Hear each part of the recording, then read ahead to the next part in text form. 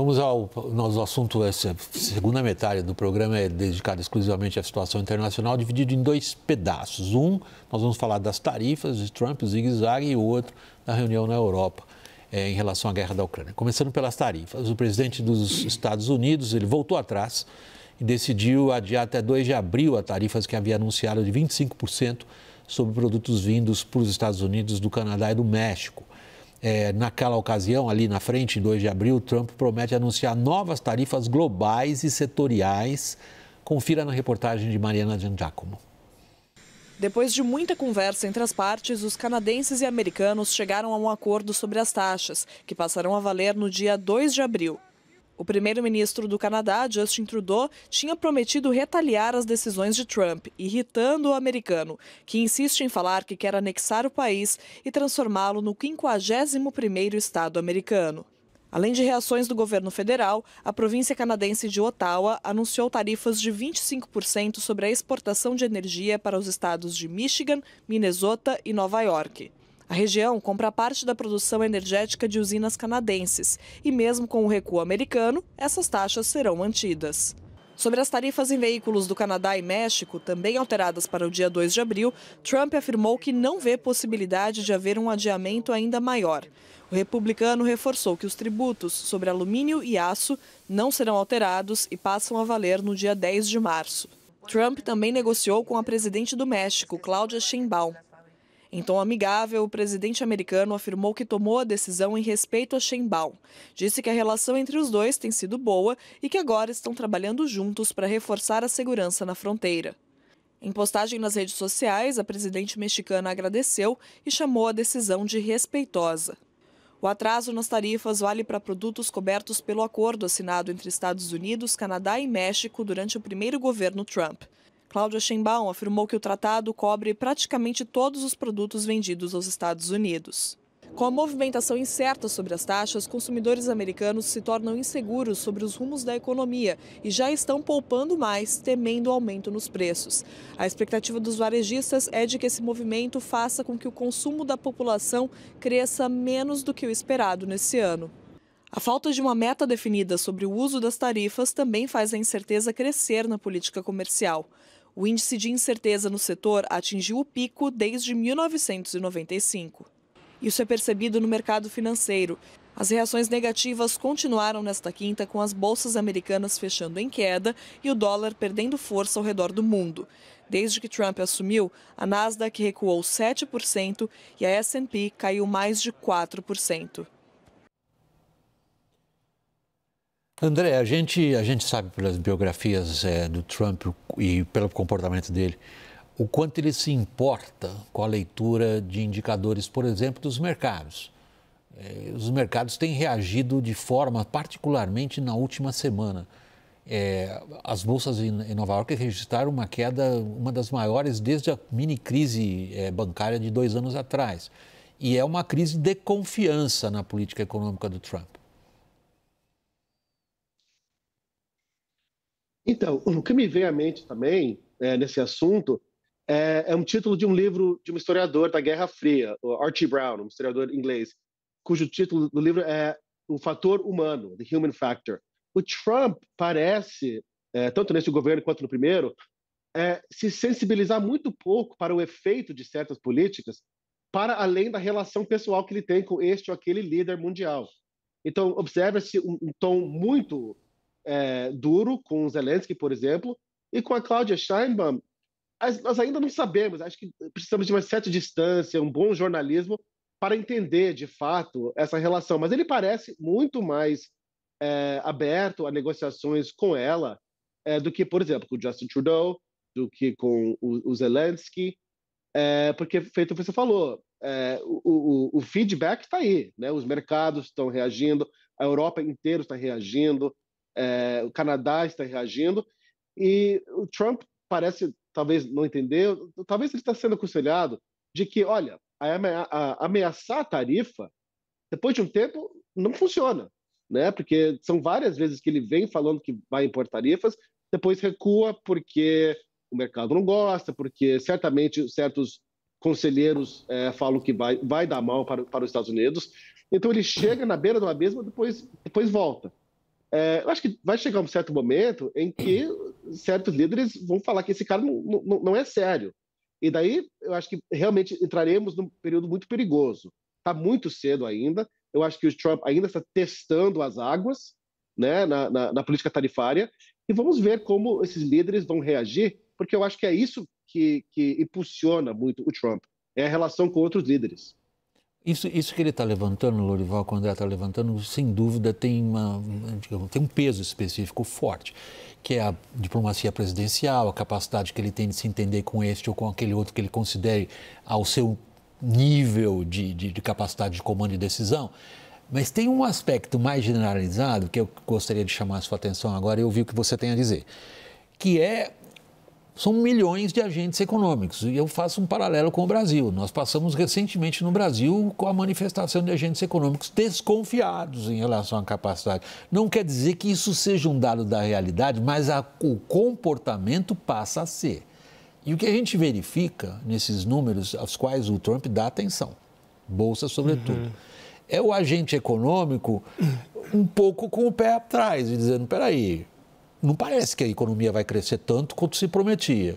Espera aí, ele vai reduzir, sim, um monte de impostos, mas ele vai financiar isso com tarifas que ele vai aplicar ou não vai aplicar? E aí, como é que fica?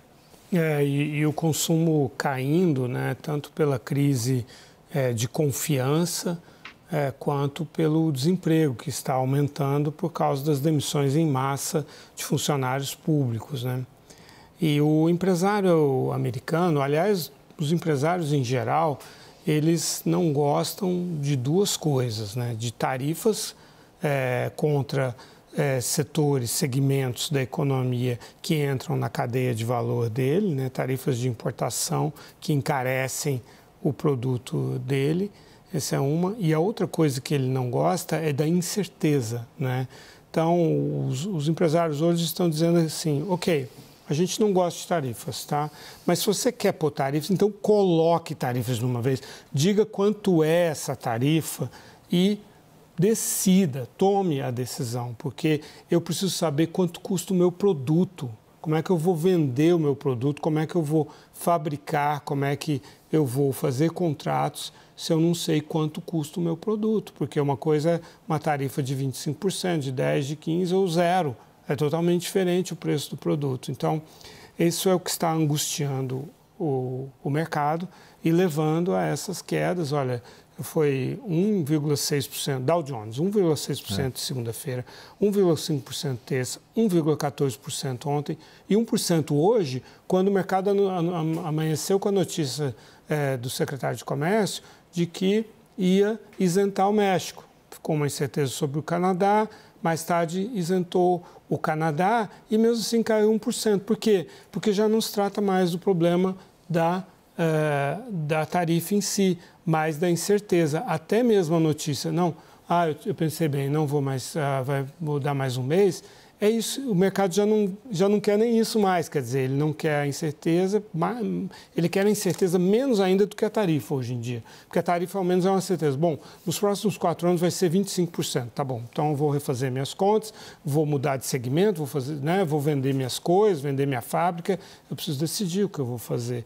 E é isso que o empresário o Trump, que se apresentou como homem do mercado, que criaria uma euforia. Então, tem esse terceiro elemento, que é o da expectativa, né? Se o Joe Biden supostamente seria um presidente anti-mercado e tal, o mercado esperou tanto do presidente Trump, que, em certa medida, era um pouco desconhecido por causa da pandemia, né? Houve um branco em relação a como seriam os 4 anos do Trump, então deram uma grande benefício da dúvida para ele, mas em poucas semanas estão percebendo que, de fato, o Trump ele quer reinar no caos e as empresas não gostam do caos. A gente tem um ponto a ser considerado agora em relação a essa linha que você acabou de sugerir para a gente pensar, Lorival, que está cedo ou já é suficiente para a gente entender o que ele é capaz e o que ele está realmente conseguindo com esse caos, como diz o Lorival? Não sei se você se associa à descrição como um caos.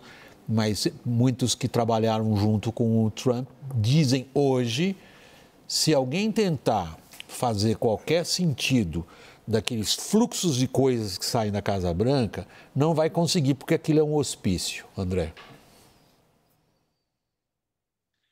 Eu acho o Lorival certíssimo nessa questão do caos, porque a gente pensa o seguinte, toda essa incerteza, para que fim? Né? Qual é o projeto? Se a gente analisar a geopolítica desse governo, que se inicia agora, né? Eu acho sim que é relativamente cedo, mas eu acho que o projeto em si é a incerteza. Eu acho que o Trump acredita, desde a sua época como magnata, né, em Nova York, que a incerteza é produtiva. Ele gera novas energias. Isso é uma leitura, digamos, positiva, talvez, desse método. Que eu acho que, às vezes, nem o Trump sabe direito se ele acorda de manhã, se vai ter tarifa, se não vai ter. Mas é leitura conjuntural que ele faz dessa reunião, daquela reunião. E eu acho que, se há um método, é isso. É a incerteza como um plano para os Estados Unidos, tanto na política doméstica, porque tarifas, né, tem um aspecto internacional, mas também tem impactos domésticos claros, tanto no âmbito internacional. Eu acho que o Trump gosta da incerteza sobre o que os Estados Unidos vão fazer na questão da Ucrânia, da Rússia, da China, de Israel. E, para ser, de novo, muito justo com o Trump, eu acho que, por exemplo, as tarifas feitas, o Lorival falou, vai demorar para surtir efeito se elas forem implementadas ou não, mas uma coisa que eu acho que será implementado é, por exemplo, o rearmamento da Europa. Isso parece que está em curso, por exemplo. Então, eu acho que ainda é cedo para saber os impactos, mas não tão cedo para começar a perceber essas movimentações diretas em reação ao Trump. E eu acho que, só para complementar, esse projeto de incerteza, que eu acho que define o Trump como presidente, ele pode até gerar umas movimentações interessantes ao longo prazo, mas no curto prazo tem um custo muito alto, né? Tanto para as instituições democráticas, tanto para a questão cambial que o Lorival apontou. Então, resta ver como e se a economia americana sobrevive esse período de transição, de caos, de vai ou não vai, de morde ou assopra, para ver o mundo que a gente vai ter no outro lado de tudo isso. André, por exemplo, eu acho que... Não, porque vocês dois já estão jogando a questão geopolítica, eu tenho isso no cardápio aqui para a gente abordar, eu ia sugerir que a gente passasse adiante então. Tanto o Lorival quanto você, André, já estão mencionando a era das incertezas, como é que isso bate na Europa, o que vem de lá. A gente tem uma reportagem a respeito. Vamos para esse lado então, que daí a gente pega o lado consequências já, vamos dizer, palpáveis da postura do Trump na política internacional.